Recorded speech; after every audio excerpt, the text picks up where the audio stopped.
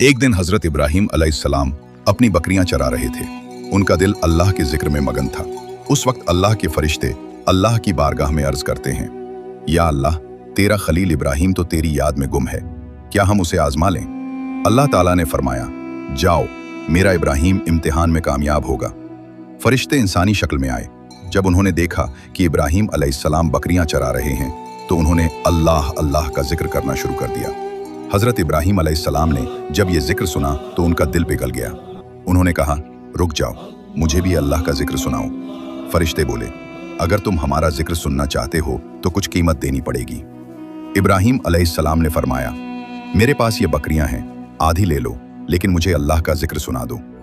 फरिश्तों ने आधी बकरियां लेकर अल्लाह अल्लाह का जिक्र करना शुरू किया। इब्राहीम अलैहिस्सलाम का दिल अल्लाह के इश्क में डूब गया। आंखों से आंसू बहने लगे। कुछ देर बाद इब्राहीम अलैहिस्सलाम ने कहा, फिर जिक्र कर।